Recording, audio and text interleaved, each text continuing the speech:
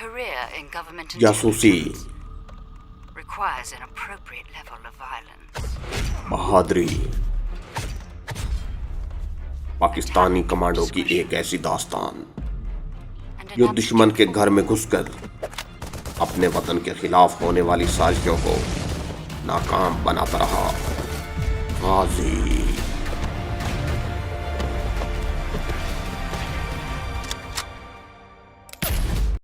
हमने अपना थैला जिसमें हमारी ज़रूरी चीज़ें और कुछ कपड़े थे जीप में डाला और नए ठिकाने की तरफ चल दिए।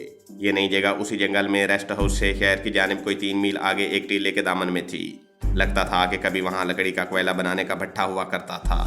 ज़मीन के अंदर 2-3 भट्टियों के आसार बाकी रह गए थे। यहाँ कीकर और नीम के दरख्तों के पीछे पत्थरों की दीवारें और खपरियल की छत वाला एक कैबन बना हुआ था जो वीरान पड़ा था। उसके पीछे एक बावर्ची खाना था। ड्राइवर कहने लगा, सर मैं सुबह खाने पीने का सारा राशन लेकर आ जाऊंगा। पीछे एक नदी बहती है, उसका पानी मीठा है, आप उसे पी सकते हैं। कैबन में एक ही कमरा था। फर्श लकड़ी का था जो शिकस्ता हो रहा था। बांस की 2 चारपाइयाँ बिछी हुई थीं जिन पर मच्छरदानियाँ लगाने वाले डंडे लगे हुए थे। लोहे की 2 कुर्सियाँ कैबन का जो छोटा सा बरामदा था वहाँ पड़ी थीं। मैंने शेरबाज से कहा, यहाँ रेस्ट हाउस वाला आराम तो नहीं है, लेकिन हम महफूज हो जाएंगे। ड्राइवर हमारे लिए बिरयानी के 2 पार्सल और बोतल में गर्म चाय साथ लेकर आया था।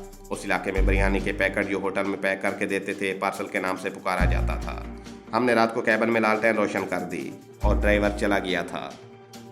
हम बरामदे में लोहे की कुर्सियों पर बैठकर चाय पीने लगे। कैबन का दरवाज़ा हमने बंद कर रखा था ताकि अंदर जलती हुई लालटेन की रोशनी हम पर न पड़े। यहाँ भी रेस्ट हाउस वाली खामोशी थी। किसी किसी दरख्त पर किसी किसी परिंदे के बोलने की आवाज़ आ जाती थी। आलमगीर के ड्राइवर ने कहा था कि वहाँ से शहर सिर्फ 3 मील के फासले पर है। उसने ये भी बता दिया था कि अगर हम शहर जाना चाहें तो किस तरफ से जाना होगा और किस जगह हमें आलमगीर के घर के सामने से गुजरने वाली बस मिलेगी। अगरचे अब हमें आलमगीर के घर जाने की ज़रूरत नहीं थी। दूसरे रोज़ जुम्मा था।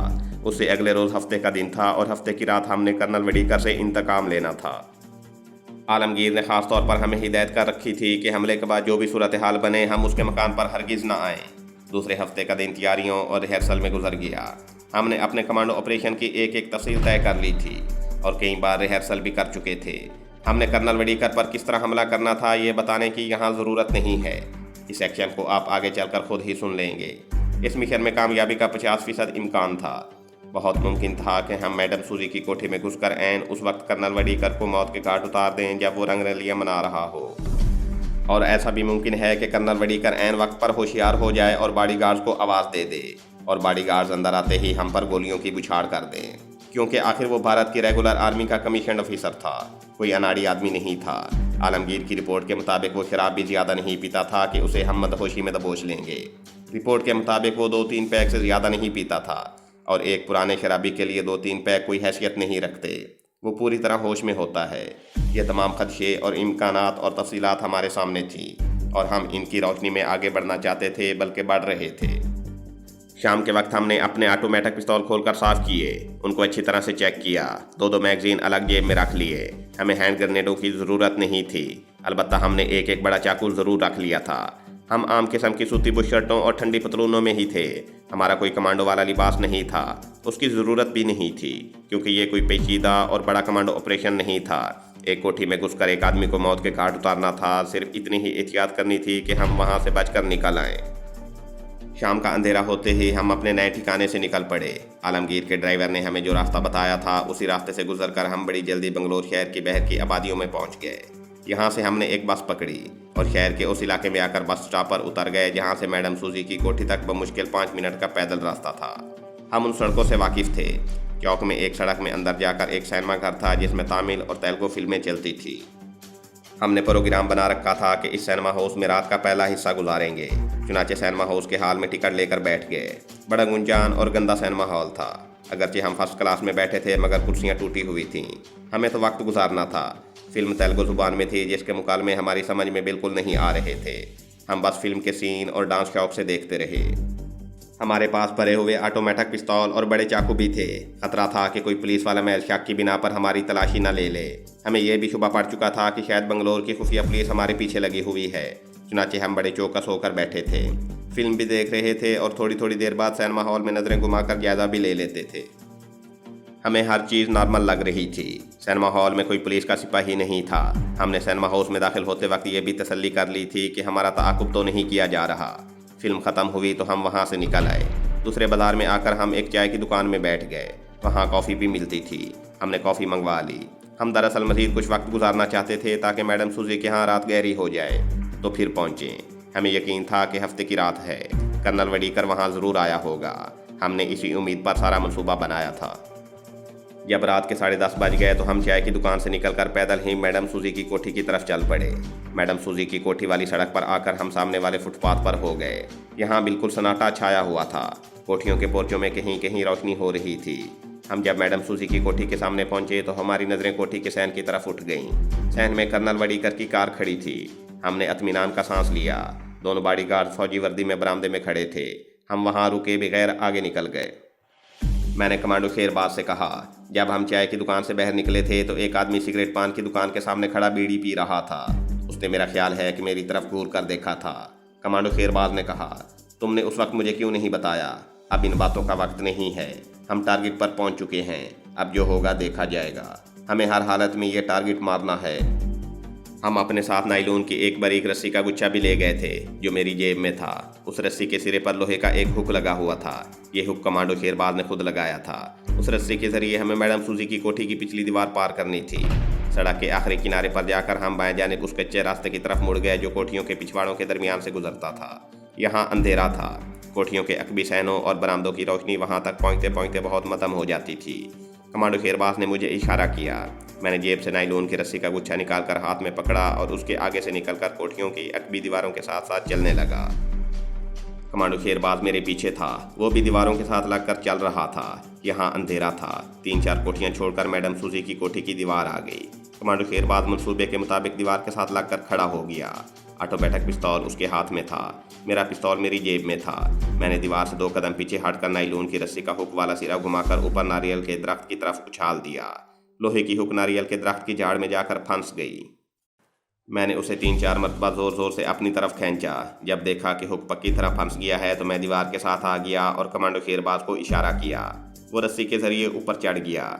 इसके बाद मैं भी रस्सी के ज़रिए दीवार पर कदम रखता ऊपर चढ़ गया। दीवार की मंडेर पर अंदर लगी बेल की झाड़ियाँ फैली हुई थीं। हम दीवार की मंडेर पर औंधे लेट गए और कोठी के अंदर पिछले सहन का जायजा लेने लगे। उस सहन में कोई बत्ती नहीं थी। सिर्फ कमरे में बत्ती रोशन थी जिसके रोशनदानों में से फीकी फीकी रोशनी बाहर सहन और बरामदे में पड़ रही थी। मैं नीचे उतरने लगा तो कमांडो शेरबाज ने मुझे बाजू से पकड़कर रोक लिया। मैंने शेरबाज के कान के पास मुँह ले जाकर सरगोशी में वजह पूछी। उसने भी सरगोशी में जवाब दिया। पिछले हफ्ते इस तरफ वाले बरामदे की बत्ती जल रही थी, आज क्यों बुझी हुई है? मैंने कहा, हो सकता है बल्ब फ्यूज हो गया हो। इसके बावजूद मैंने महसूस किया कि कमांडो शेरबाज नीचे उतरते हुए कुछ हिचकिचा रहा है। नायलॉन की रस्सी मैंने बैर से ऊपर खींचकर कोठी की दीवार के अंदर डाल दी थी। अब हमें इस रस्सी के सहारे से नीचे उतरना और कमांडो ऑपरेशन मुकम्मल करने के बाद इसी रस्सी की मदद से दीवार पर चढ़कर वहां से फरार हो जाना था। मैंने कमांडो शेरबाज को आहिस्ता से कहा, भाई क्या सोच रहे हो? शेरबाज कहने लगा, सूरत हाल कुछ बदली बदली सी लग रही है। हम अंधेरे में छिपकलियों की तरह कोठी की ऊंची दीवार की मंडेर पर उल्टे लेटे हुए थे। आहिस्ता आहिस्ता सरगोशियों में बातें कर रहे थे। फिर कमांडो शेरबाज ने नीचे उतरने का फैसला कर लिया। वो रस्सी की मदद से नीचे उतरा और नीचे उतरते ही नारियल के दरख्त के साथ लगकर अंधेरे में बैठ गया। इसके बाद मैं भी रस्सी को पकड़कर नीचे उतर गया। हम दोनों 3-4 सेकंड अंधेरे में चुपचाप बैठे घूर घूर कर कोठी के बरामदे की तरफ देखते रहे, जहाँ कमरे के रोशनदानों में से धुंधली धुंधली रोशनी पड़ रही थी। हम उठकर दबे पांव बरामदे की तरफ बढ़े। कमरे का दरवाज़ा बंद था। हमने कान लगाकर सुनने की कोशिश की। दूसरी तरफ कमरे में से कोई आवाज़ नहीं आ रही थी। कमांडो शेरबाज ने हाथ से कमरे की तरफ इशारा किया कि हम अंदर जाएंगे। इसके साथ ही उसने दरवाजे को 2 उंगलियों के दबाव से अंदर को धकेला। दरवाज़ा खुल गया। मुझे ख्याल ज़रूर आया कि रात के इस वक्त कमरे का दरवाज़ा खुला क्यों रखा गया है। अंदर से उसको चुटकी क्यों नहीं लगाई गई। दिल में तरह तरह के वसवसे और शुबे पैदा होने लगे थे, मगर उनकी तरफ ध्यान देने का वक्त गुजर चुका था। हम एक्शन शुरू कर चुके थे। अब टारगेट मारे बगैर हम वापस नहीं जा सकते थे। हम थोड़ा सा दरवाज़ा खोलकर अंदर दाखिल हो गए। कमरे में दाखिल होते ही हमने आहिस्ता से दरवाज़ा बंद कर दिया। यह बेडरूम था, मगर सिंगल बेडरूम था। एक पलंग बिछा हुआ था, 2-4 आरामदेह कुर्सियाँ और एक तपाई थी जिस पर गुलदान पड़ा था। कार्नस पर भी गुलदान सजा हुआ था। दीवार की सिर्फ एक बत्ती जल रही थी। दूसरे कमरे से हमें एक मर्द और औरत के हंस हंस कर बातें करने की आवाज़ आई। कमांडो शेरबाज ने मेरी तरफ देखा जैसे कह रहा हो, कर्नल वडीकर अपनी महबूबा के पास मौजूद है। उसने ऑटोमेटिक पिस्तौल को एक नज़र से देखा, फिर मुझे अपने पीछे आने का इशारा करके बेडरूम के उस दरवाजे की तरफ बढ़ा जिसके पीछे से औरत और मर्द के हंसने और बातें करने की आवाज़ें आ रही थीं। दरवाज़ा भारी लकड़ी का था और उसमें कोई दर्ज या सुराख नहीं था कि जिससे हम दूसरी तरफ देख सकते। मैंने दरवाजे पर उंगली रखकर कमांडो शेरबाज को ऐसा इशारा किया जिसका मतलब था कि अगर दरवाज़ा दूसरी तरफ से बंद नहीं तो मैं उसे खोल दूंगा। कमांडो शेरबाज ने आहिस्ता से सर असबात में हिलाया। मैंने दरवाजे के एक पट को ज़रा सा धकेला। हैरानी की बात थी कि यह दरवाज़ा भी खुला था। मेरे दिल ने कहा, हैदर अली, अंदर मत जाओ। ये एक इशारा था, एक आवाज़ थी जिसकी सरगोशी मैंने बराबर सुनी। मैं दरवाज़ा खोलते हुए झिझक रहा था कि कमांडो शेरबाज ने धड़ाक से दरवाज़ा खोल दिया और पिस्तौल किनारी आगे करते हुए कहा, खबरदार, अपनी जगह से ना हिलना। मैं भी पिस्तौल तान कर कमरे में घुस गया। अंदर का मंजर देखकर हम दम बखुद से होकर रह गए। कमरे में एक से एक सरदार जी एक औरत के पास बैठे हंस हंस कर बातें कर रहे थे। उनके सामने मेज पर शराब की बोतल और 2 गिलास पड़े थे। कर्नल वडीकर वहाँ नहीं था। मैंने घबरा कर कमरे में इधर उधर देखा। कमांडो शेरबाज ने सरदार जी पर पिस्तौल तान ली और गरज कर पूछा, कर्नल वडीकर कहाँ है?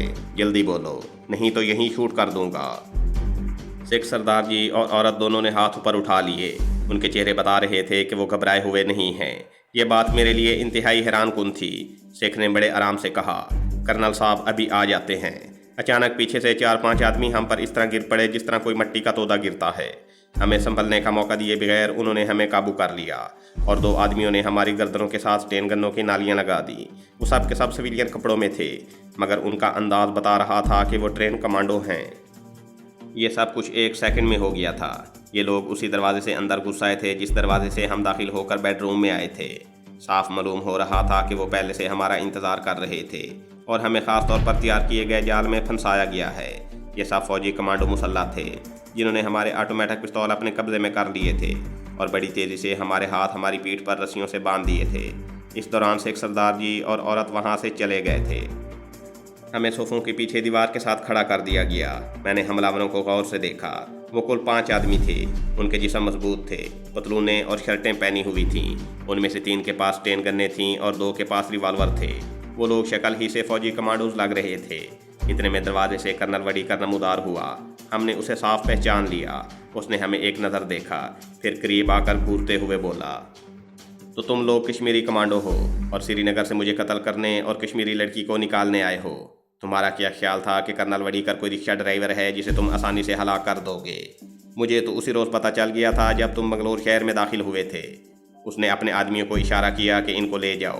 फौजी कमांडो हमें धकेलते हुए बेडरूम से दूसरे कमरे में ले गए, जहां वही खुश शक्ल औरत जो यकीनन मैडम सूजी थी अपने अधेड़ उम्र मुलाजिम और एक बूढ़ी औरत के साथ बैठी हुई थी।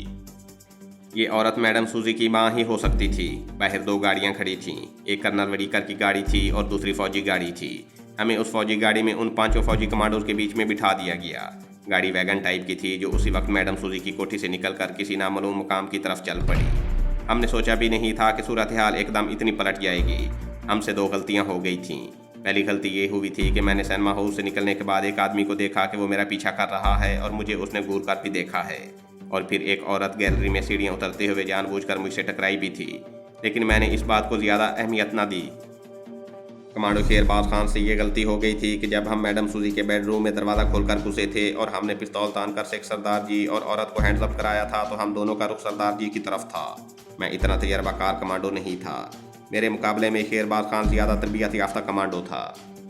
उसे चाहिए था कि मुझे हिदायत करता कि मैं अपने पिस्तौल का रुख उस दरवाजे की तरफ रखूं जिस दरवाजे से हम अंदर घुसे थे, ताकि अगर पीछे से दुश्मन हमला करता तो मैं उस पर फायरिंग कर सकता। हमसे गलती ये हुई कि हम दोनों का रुख सिख सरदार और औरत की तरफ था और पीछे से दरवाज़ा खुला था और मोर्चा खाली था। चुनाचे कर्नल वडीकर के फौजी कमांडोज को पोजीशन बिल्कुल खाली मिल गई थी और उन्होंने अंदर घुसकर हमें आसानी से दबोच लिया था। ये हमें पकड़ने के लिए एक जाल बिछाया गया था। कोठी के अकबी बरामदे की बत्ती भी बुझा दी गई थी ताकि हम आसानी और बेफिक्री से कमरे में दाखिल हो जाएं। सिख सरदार जी और मैडम सूजी को हिदायत की गई थी कि वो ऊंची आवाज़ में हंसकर एक दूसरे से बातें करते रहें, जिससे हमें यकीन हो जाए कि कर्नल वडीकर अंदर दादे ऐश दे रहा है। इस मकसद के लिए बेडरूम के दरवाजे को चुटकी भी नहीं लगाई गई थी। बहरहाल हम फंस गए थे और हमें पकड़ लिया गया था। हमें पकड़ा भी रेगुलर आर्मी ने था, यानी भारत की बाकायदा फौज के कमांडोज हमें पकड़ कर ले जा रहे थे। ये कोई आम पुलिस नहीं थी। हम एक दूसरे के साथ लगकर बैठे थे। फौजी गाड़ी में बत्ती रोशन थी। सिविलियन लिबास वाले भारतीय फौजी कमांडोज हमें खा जाने वाली नज़रों से देख रहे थे। एक दो ने हमें मुक्के भी मारे थे और अपनी ज़ुबान में बुरा भला भी कहा। हम खामोश थे। हम एक दूसरे की तरफ भी नहीं देख रहे थे। गाड़ी में बिठाने से पहले हमारी तलाशी लेकर हमारी पतलून की जेबों में से फालतू मैगजीन और बड़ी कमानीदार कमांडो चाकू उन्होंने अपने कब्जे में कर लिए थे। ये चाकू और आधी रात को अटैक करने का अंदाज वादे कर रहा था कि हम कश्मीरी कमांडोज हैं। हमारी गड़ियाँ भी उन्होंने उतार ली थीं। हमारे पास जो नकदी थी वो भी उन्होंने निकाल ली थी। हमारी गिरफ्तारी में दो अवामल ने बड़ा अहम रोल अदा किया था। एक तो ये कि हमारे चेहरे सामने की तरफ थे। हम में से किसी एक ने भी ऐसी पोजीशन नहीं ली थी कि वो पीछे देख रहा होता। दूसरे, हम पर पीछे से अचानक हमला किया गया था। हमला भी इस तरह किया गया था कि 6-7 आदमी एकदम से हमारे ऊपर गिरे और उन्होंने अपने साथ हमें भी नीचे गिरा दिया। लेकिन गिराते वक्त इस बात का उन्होंने ख़ास तौर पर ख्याल रखा था कि हमारी पिस्तौल से गोली न चल जाए। अगर चले तो ऊपर छत को लगे। चुनाचे मुझे और शेरबाज को जिस फौजी कमांडो ने दबोचा था उसने सबसे पहले हमारे पिस्तौल वाले हाथों को नीचे ज़ोर से हाथ मारकर ऊपर को उछाल दिए थे। ऐसा होना नहीं चाहिए था जो हमारे साथ हो गया था। मैं अपनी इस गैर मुतवक्के गिरफ्तारी पर सख्त परेशान भी था और परेशान भी था। मुझे यकीन था कि शेरबाज की बेज़ेनी हालत ऐसी ही थी। अगरचे हमने कश्मीरी खतून को बाहिफाजत उसके घर पहुंचा दिया था, मगर कर्नल वडीकर से हम अपनी बेइज्जती का बदला नहीं ले सके थे, बल्कि उल्टा खुद पकड़े गए थे। कर्नल वडीकर के अंदाज़े गुफ्तगू से ये बिल्कुल ज़ाहिर नहीं हुआ था कि उसे नूरबानो के फ़रार का इल्म हो गया है। वो यही समझ रहा था कि नूरबानो का हम सुराग नहीं लगा सके और उसे जंगली लोगों ने अपने देवता पर कुर्बान करके हलाक कर दिया होगा।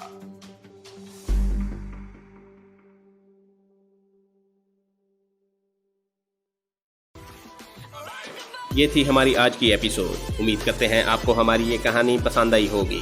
तो जाने से पहले इस वीडियो को लाइक कीजिए और शेयर करना मत भूलिए।